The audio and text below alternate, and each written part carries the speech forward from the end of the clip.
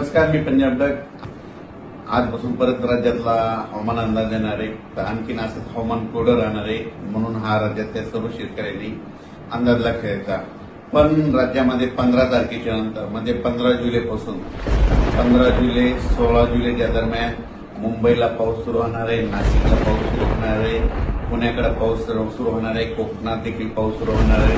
म्हणून हा अंदाज मुंबई, पुणे, नाशिक त्या जनतेने शेतकऱ्यांनी घेतला. म्हणजे 15 तारखेला बऱ्याच भागामध्ये पाऊस सुरू होईल.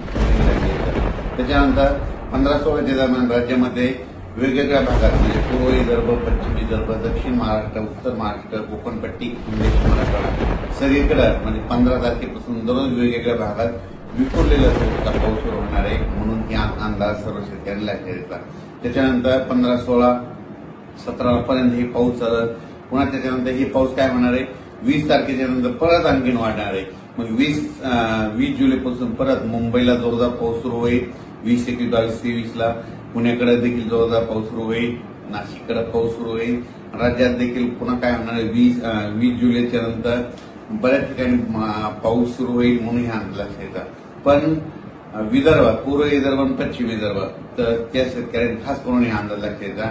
विदर्भात मात्र 22 तारखेपासून 22, 23, 24, 25च्या दरम्यान विदर्भामध्ये काही ठिकाणी मुसळधार ते अतिमुसळधार, काही ठिकाणी अतिवृष्टी होणार आहे. म्हणून हा अंदाज विदर्भातल्या शेतकऱ्यांना घ्यायचा.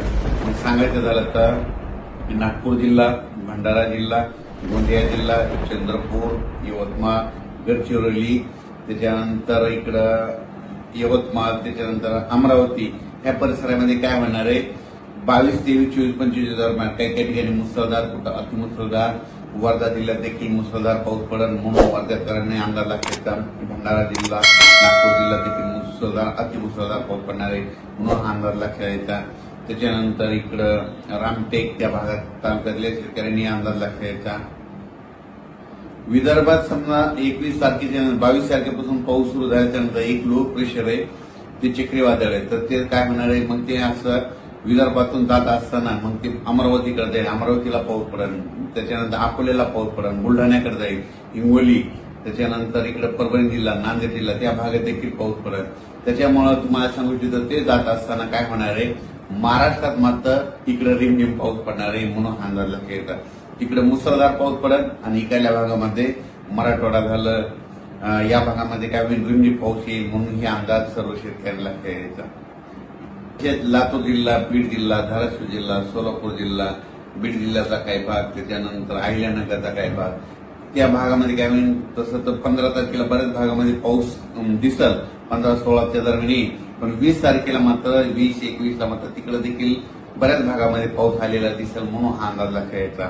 पण त्याच्यानंतर हे जे 22-23ला जे नागपूर, पूर्व विदर्भात मुसळधार, अतिमुसळधार पाऊस पडेल, तर त्यावेळेस मात्र मराठवाड्यामध्ये काय होणार आहे, रिमझिम पाऊस राहणार आहे. म्हणून हा अंदाज मराठवाड्यातल्या शेतकऱ्यांनी लक्षात घ्यायचा. त्याच्यानंतर खास करून नंदुरबार जिल्ह्यातले शेतकऱ्याचे फोन आले.